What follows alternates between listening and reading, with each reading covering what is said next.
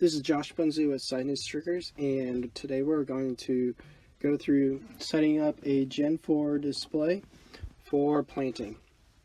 So we are going to first go to Menu, and then System on the left, and we're going to export the data that's on this screen to the Operations Center. So we're going to go to File Manager. So we're going to send it to the Operations Center. So we're going to select on this page, import from receive or export on the left, and then custom export, and my John Deere Operations Center. So we want to send this all to the Operations Center. We will go to next. And we just want all data, so that's already selected. We're good to go there. We'll hit next again, and it's going to populate what kinds of data we can send. We just want to select everything. And then export on the bottom right. So that'll send it to the Operations Center as a second backup there. I'm going to cancel out of this. And then we can save it to a flash drive. So we're going to export all data to USB drive now on this page. And it's going to go through, and it's going to already have everything selected for us this time. And you're just going to put the USB drive in and select export on the bottom right there. So once you have done that, then we can go in and we can delete the data. So we're going to clear it off, so we're starting fresh. We're going to custom select. All data is already selected, so we're good to go there. So we will go to next. And we want to select everything. Alright, once you've done that, you just hit delete on the bottom right, and it will take that off of there. And so next, we are going to delete your field. So if you've changed any field names or anything, you'll want to go through this step as well. So there's a setup button, this little eye with a dot up here next to File Manager on the top of this window. You're going to select that. And then you can select this Begin Factory Reset. It's going to come up and tell you that you're just about to delete everything off the screen. And you can see here it did documentation, data, coverage map, guidance lines, client farm field data, and that's what we're really after with this. Machine implements, run pages. So if you have run pages set up that you want to keep, you want to save that to a flash drive, and then we can bring them back on here in that process. Varieties and product names. So we're going to delete everything off here. We're going to go ahead and hit OK on that, and that way all your fields are off, because otherwise your fields will not be deleted off the screen yet. So once we have done that, we'll X out of here. And so everything's off the screen. We have a clean slate. So this is perfect time to update it. So we'll X out of this page. Now in the Gen 4, there's multiple different ways we can go about this. The first way, just like normal, we can take a USB drive, plug it into the side, and let it run its update. But what I kind of like is going through this wireless settings, or going through the wireless settings, but we can also go through and use an MTG, and it will go and look and see if there's an update online. What I like to do, like I said, is this wireless settings down here. So we can actually connect the screen. Like I'm connected to my phone, my hotspot on my phone right now. We can connect to internet in your shop if you have internet. Just whatever. I use this in our office. We have fast internet, and I just connect the screen to it, and it's really fast updating. So to do that, we're going to go to wireless settings, and yours is going to be set to off right here. So I'll turn that to off, and we can go back on. So you would be turning it on. Mine's going to connect automatically, you can see. Once you've connected once, it'll automatically connect back to that. But If you have not connected the first time, you'll go to this pencil, and this all will be blank here, and you're going to enter in the networks will be blank. You'll push on that, and it'll show the available networks that you can connect to. And once you select it, mine's already saved, it'll prompt you to put in the password, and then you can connect. So it's pretty slick, and you can update software through that. So in order to do that, we will go to Software Manager here, and we're on Installation and Updates on the left hand side. So we're going to check for updates online on this page. And so what we're going to do is we're going to be able to update the display, and then we can do other devices. So select view display, it's already there. We'll hit next and do that. I'm going to go ahead and do the updates for other devices. It's the same process. The display is already updated, so it's going to come back saying that there's no new software. However, I've got a receiver connected to this, and it's going to prompt me to be able to push software to that receiver. So we'll go through and we'll let it check for software. And again, this is all based off of your internet connection, and so it may be super fast, maybe super slow, but that's what it's based off of. So if you have fast internet, it's a pretty good way to do it. Otherwise, flash drive would be pretty good otherwise. So we can see here we have a GPS receiver. The current version you can see here is the same as our version on the right, and so that we can click on that, and there's just going to be this 410J. And so we don't need to update this receiver, so I'm not actually going to go through that process, plus it'll take a little while. But that's how you can do that. So that'll get us all updated.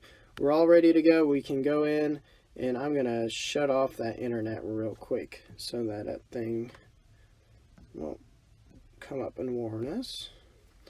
And so everything's cleaned off, everything's updated. We're good to go to load new software. So we're good to go. We're ready to load new setup data. So to do that, we're going to go to File Manager, and in here it's going to be defaulted to import already. And so here we go, we have import, and if you're using a USB drive, you're good to go. You can just import from a USB drive, but I set this up on the Operations Center, send it through the MTG, and so now I have two files that are not yet imported. So I can select that, we can go to next, and we can see here we have two files.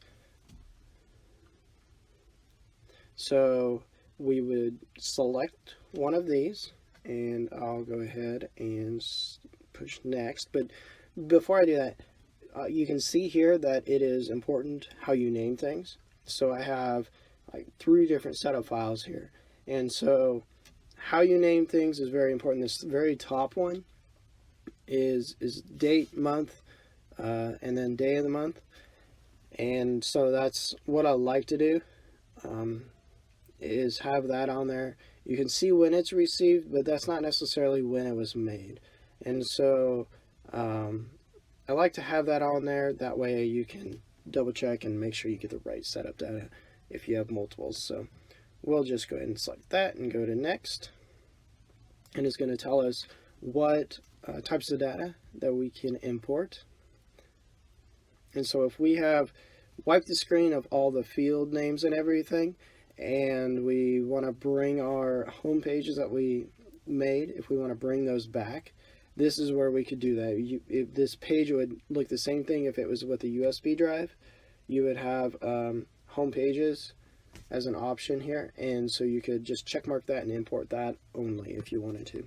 But back here we have our setup data that I sent from the Operations Center. We have everything here, everything's check marked. We're just going to go ahead and import. So we're going to bring this set of data in, and we're going to apply it. And you can see, hey, we updated the profile for the tractor, changed the name to 8330, and apparently I have a file that's damaged. We'll hit OK there. And we can X out of this file manager then. So we can export out of, or X out of menu as well. So our set of data is on the screen now. So we actually, that whole process is just getting the screen ready to set up. So now we can actually just go in and set up this screen. So on the bottom left, we will go to Setup here on the home page. So we have, starting at the top left, we have location. So you want to make sure that you have the right location selected, so you can go to client and then your farm and then your field. Make sure you get the right field. So I want to save that. Hit OK. And next, if you go to your equipment, I already had the 8330 in here. Obviously, I need to enter in a GPS height. You can see here on the bottom of the page, I don't have that in there. So you want to make sure to go in and make sure that your measurements are in here. And then we have our connection offsets. So this is all stuff that's really good to set up in the operations center. That way you have that all coming across, already filled in, already saved. If you would have to send this setup information to another screen or whatever. And so we have everything in here. What matters for this planter, this is 1790 planter, and so it's a 2-point, but we're going to select rear 3-point. And so that's the measurement that really matters to us. You don't have to actually go in here and do all of this, but I just want to like point out rear 3-point is what matters. I'm not going to change this measurement, but here's where you could change it. I'm going to cancel out of that, but that's where that is.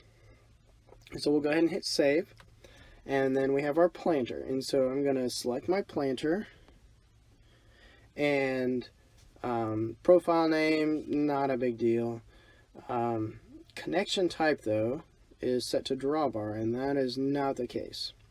So this is a 2-point, but I hook up to the 3-point hitch, so I'm going to select that. So this is where I tell it, hey, it's a pivoting 3-point, so basically a 2-point. So we select pivoting, we hit OK, and here's where we can put in that offset. So this is, as you can kind of see over there on the image, this is the actual from where it butts up against the 3-point of the tractor that you measured on the tractor side, where it butts up to there to where it actually pivots, the center of that pin. And so let's say that is, you can put feet in here, you can put inches, let's say that's 20 inches. So I do that, and you can see it change it to 1.7 feet. So I go into there, it's pivoting. I can change this again, and I can say, so it's 1 foot 8 inches. Let's say it's, we measured it and it's 1.5 feet. It'll do the math for that as well. So I can go back in there, and 1 foot 6 inches. So it's pretty sweet. You can just enter whatever in here. You don't have to enter exactly feet and inches. You can enter in decimal feet, decimal inches, inches is more than a foot, just whatever. It's flexible. It'll do the math. So we have that in there. So our connection type's good. Our widths is next here, and it says controller settings. So that's all set by the planter for our working width. And so you can see here, number of rows is 23, row spacing is 15, and so that's all good to go.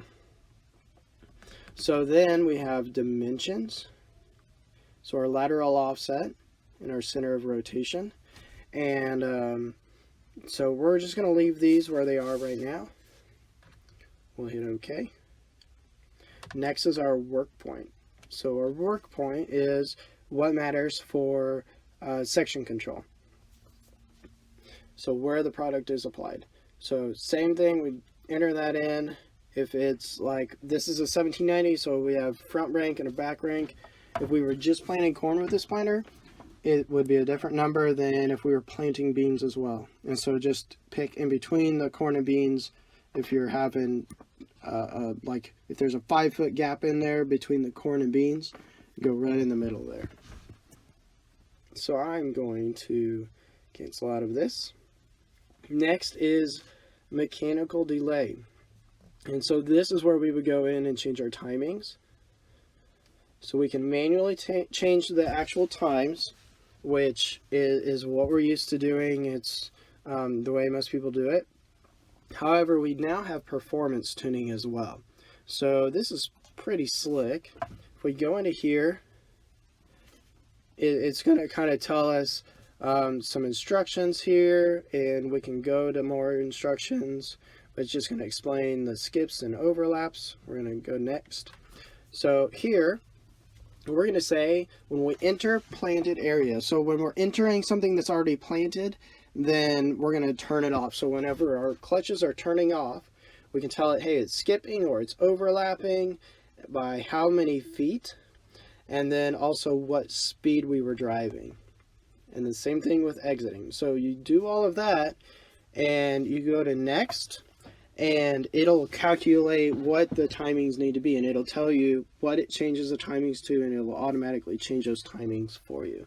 So a lot nicer when you're actually out digging seeds. So definitely suggest using that, and make sure, even if you have set up your planter before last year, let's say you had it all set and you're good to go, definitely suggest going out digging seed, because you never know what you could have there. So definitely suggest doing that, and it's way easier to do on this screen.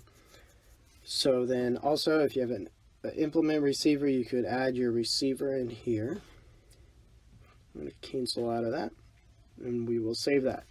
All right. So we're going to go in and add operation. Let's say we're putting on liquid fertilizer with a planter. So there we go. We have it in here. It's manually in here on the right side under work summary. Now we have corn, and we have this product application liquid. All right. So we can go into the liquid. We can actually put in there what it is. Let's see. It's fertilizer. And yeah, I'm just going to put something in here. And 3 gallons. Okay. So we can do that. But let's just take that out of there, because we're not actually doing that, and you don't want extra things on your page. So that brings us back to where we don't have to go in and click on corn to get to this page. It just brings it up here. So saves a step. So we have corn. Let's go ahead and put a variety in. So let's say we're planting this Agrigold. So we're good to go. If we are doing like half the planter, we can go to dual, and let's say this one is this decab, and this is a s'more corn. So we can do half and half, or you could do a custom. So what else do we have in here? And the colors here do not matter. So we're going to put the $64.99 on, let's say it's on these 3 rows for whatever reason. We're playing seed cord, something. I don't know. So we can do that. So I'm just going to go back to dual. And so we'll hit OK here. So our target rate, you want to fill that out if it doesn't say controller rate in there. Also, if we're running a prescription, we would select prescription, click on that, and your prescriptions would show up here. But I'm going to just cancel out of that. We're going to do controller rate, and you can hit that set, and it'll take you to the planner to change that rate. For right now, I'm not going to do that. We're just going to hit OK. And I mean, there we are. We are set up. We can hit OK, and we're basically ready to plant. I will go through and show you a little bit on this screen. It's a little different on a few things. So first off, how we get to the planter, if it's a CSAR2, CSAR 3 HP, CSAR XP, whatever, is this Isobus VT here on the bottom right. Just like how we get to the receiver. If it comes up with something that isn't what you expect or what you're looking for, we have this menu button on the bottom right. So this will get you to all your Isobus VT options. So you can see we have the tractor, the receiver, and then the planter. So I'm just going to go into the planter. So here in the planter, we want to, first off, let me show you what not to do.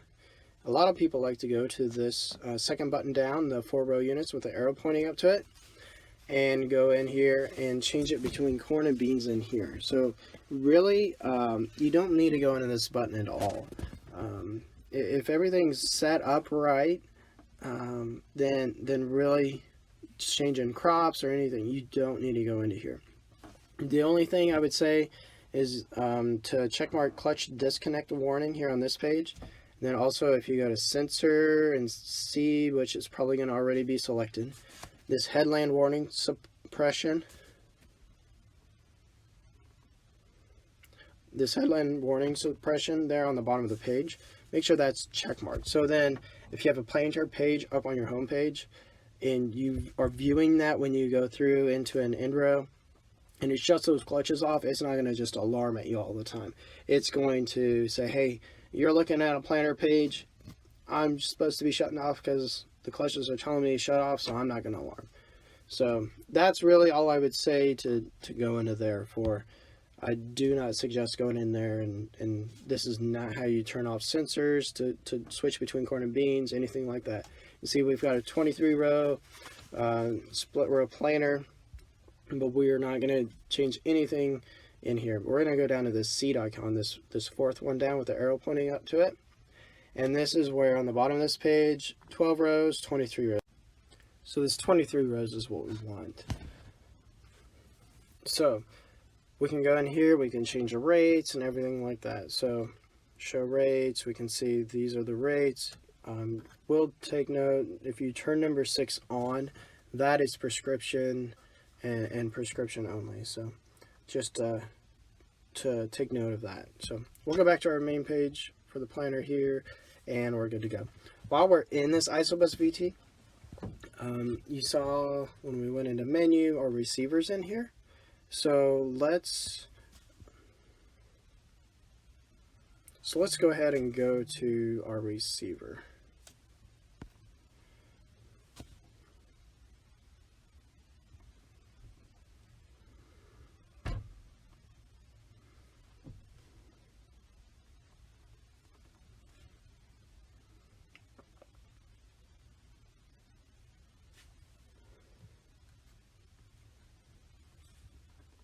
Okay, so in here we want to make sure to calibrate the TSAM. So you just go to the receiver, you go to setup, we go to calibrate, we're going to face one direction, turn around, face the other, and be done. We want to get the axle that is stationary with the receiver. So the back axle on a row crop tractor like this, front axle on a 4-wheel drive tractor, get that stationary axle in the same spot. Those wheels in the same spot, just facing the other way.